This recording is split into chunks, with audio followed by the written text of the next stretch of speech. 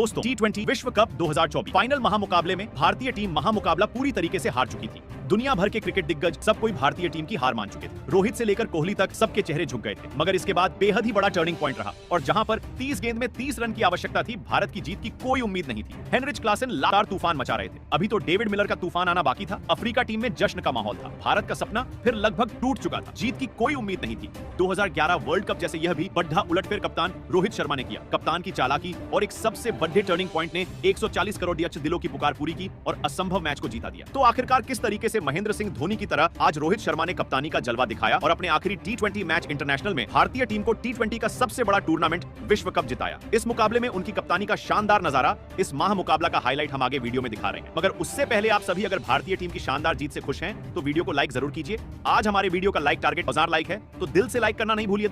T20 विश्व cup के final महामुकाबले में बारबाडोस के मैदान पर भारतीय टीम और दक्षिण अफ्रीका टीम एक दूसरे के आमने सामने खड़ी थी। इस महामुकाबले में भारतीय टीम के कप्तान रोहित शर्मा ने टॉस जीता और पहले बेहतरीन बल्लेबाजी करने का फैसला किया और दक्षिण अफ्रीका टीम को पहले गेंदबाजी करने के लिए आमंत्रित किया। भारतीय टीम की तरफ से तूफानी शुरुआत दिलाने के लिए रोहित शर्मा और विराट कोहली की जोड़ी फिर से मैदान पर उतरी। कप्तान रोहित शर्मा गजब के फॉर्म में चल रहे हैं, जबकि विराट कोहली तो T20 के सबसे बड़े खिलाड़ी माने जाते हैं।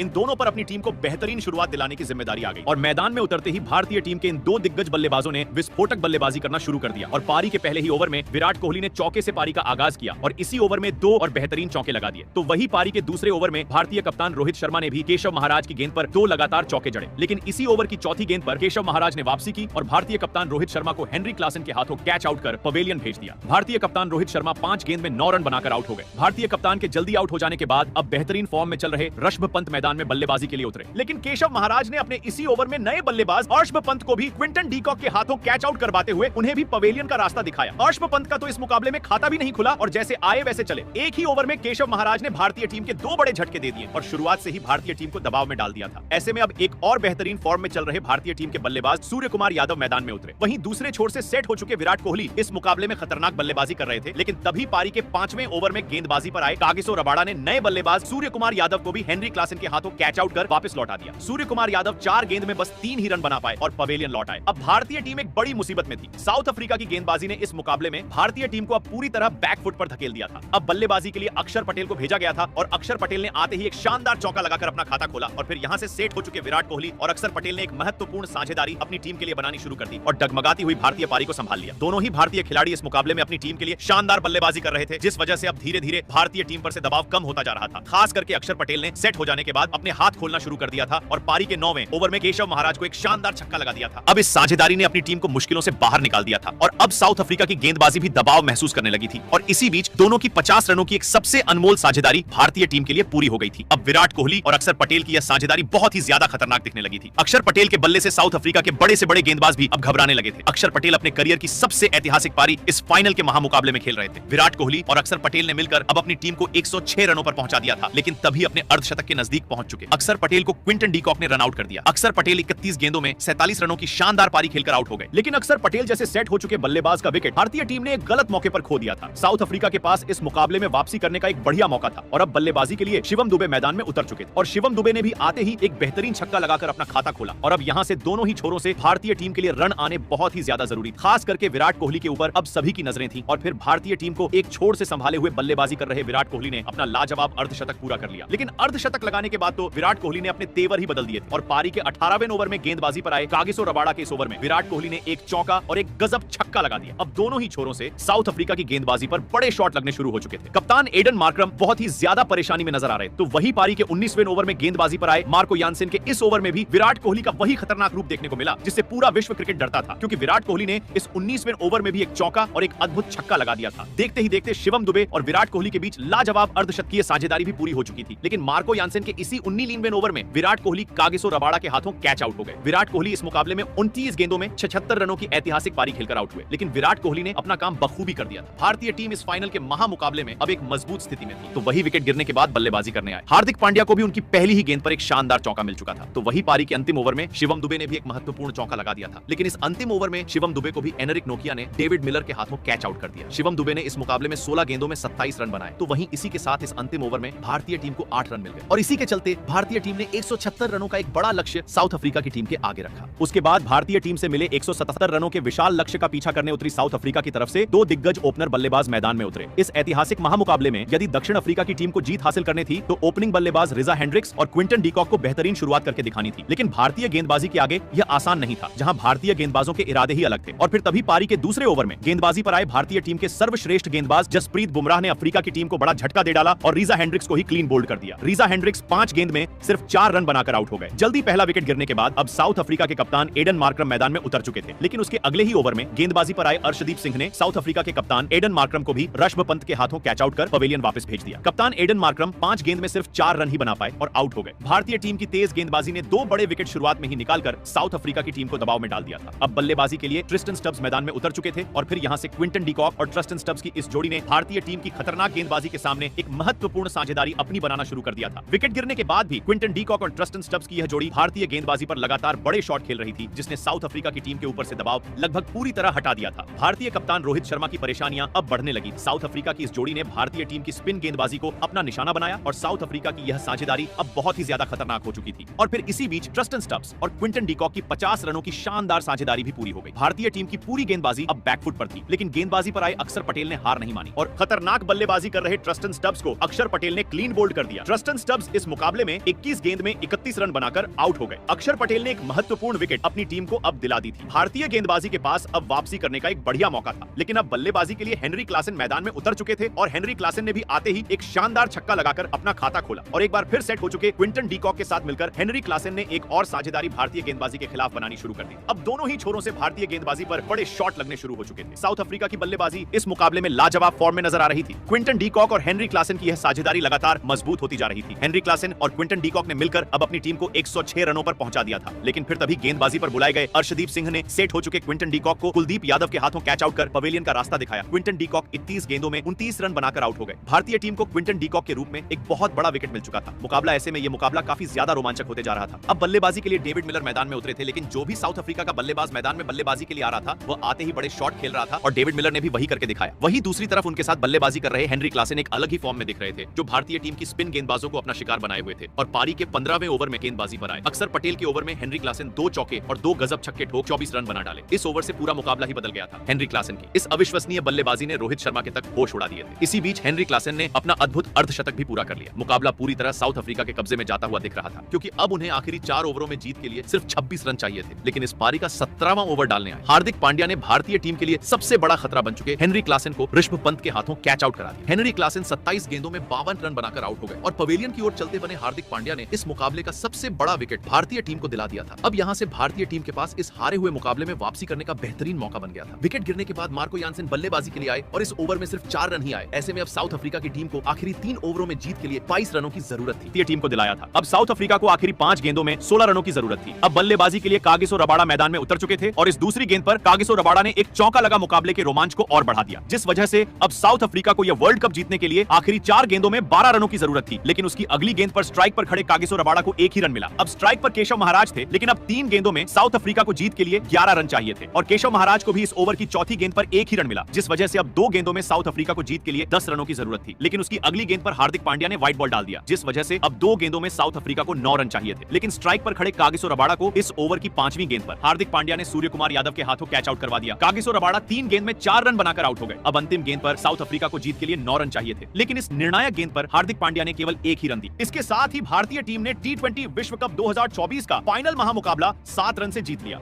एक समय तो ऐसा लग रहा था कि जब भारतीय टीम पूरी तरीके से हार मान चुकी थी, मगर भारतीय कप्तान रोहित शर्मा की कप्तानी, सही समय पर अपनी गेंदबाजों का सही प्रयोग करना, जहां तक 19 वन ओवर बुमराह डालते हैं तो उनसे 18 वन ओवर डलवाया। ऐसे में आखिरी प्रेशर सिचुएशन में हार्दिक पांड्या से गेंदबाजी कार्रवाई, ये सभी वह कारण रहे जो कि भारतीय कप्तान की सबसे महान कप्तानी को दर्शाते हैं और यही वह कारण रहा जो कि भारतीय टीम को इस हारे हुए मुकाबले में जिताकर विश्व चैंपियन बनाकर ले गए। इस महामुकाबला की समाप्त होते ही भारतीय टीम ने विश्व कप को 13 साल बाद अपने नाम किया। साथ साथ भारतीय कप्तान रोहित शर्मा, विराट कोहली और रविंद्र जडेजा जैसे खिलाड़ियों ने संन्यास की घोषणा करके लाखों दिलों को तोड़ दिया, मगर इसे बेहतरीन संन्यास लेने का सुनहरा अवसर किसी के पास नहीं हो सकता है। ऐसे में वह T20 इंटरनेशनल से अलविदा कह चुके हैं। अब 2037 में वनडे वर्ल्ड कप की तैयारी कर रहे हैं। दोस्तों, भारतीय टीम के कप्तान की बेहतरीन कप्तानी और टीम के प्रदर्शन को आप 10 में से कितने अंक देना चाहेंगे? महत्वपूर्ण राय हमको कमेंट बॉक्स में जरूर दीजिए। नए हैं, सब्सक्राइब कीजिए।